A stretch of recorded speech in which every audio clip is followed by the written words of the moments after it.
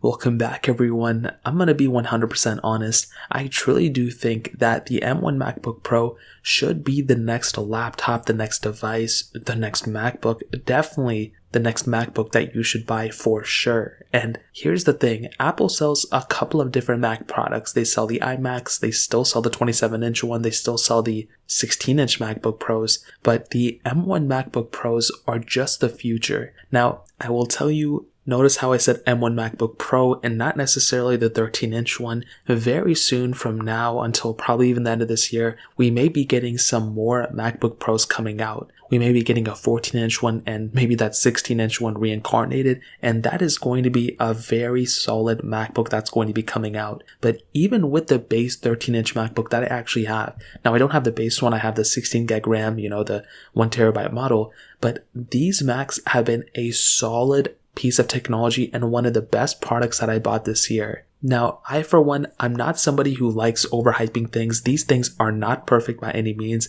They have a lot of problems. I will definitely, tell you that. I've had a lot of random reboots, a lot of things where sometimes they just glitch up, and there's really nothing I can do about it. You just kind of have to wait it out until Apple pushes out an update or something. But these M1 MacBooks are actually the future. And that's the thing, that when you're buying this thing, you're buying something that's pretty much ahead of its time.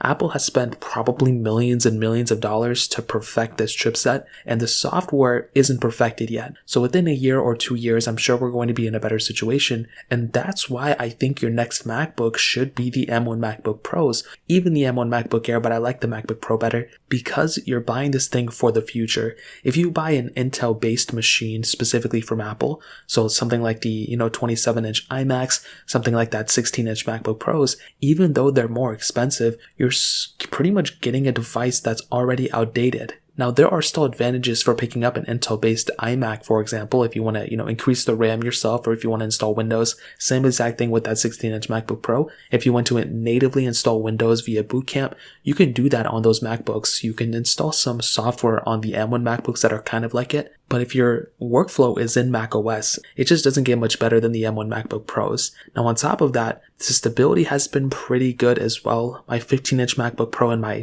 2015 iMac have been more stable for me. But like I said, that's expected with a new piece of technology like this. The performance, though, has been really good. One thing about all the other MacBooks and all the other Mac products I've had in my life where the fans just would ramp up like crazy, including that 16-inch MacBook Pro. Whenever I bought that thing and I used it, those fans, I don't know what it was, those fans would just ramp up an insane amount, and it was the most annoying thing in the world. Now, with these M1 devices, that never happens, or it very rarely happens. For someone like me who records a lot of audio, I need my machines to be as quiet as possible so then you don't hear a lot of background noise like you can probably still hear now with cars and stuff. But when you have a MacBook like the M1 MacBook Pro, these fans very rarely ramp up, it barely ever gets hot, and the battery life is just so good.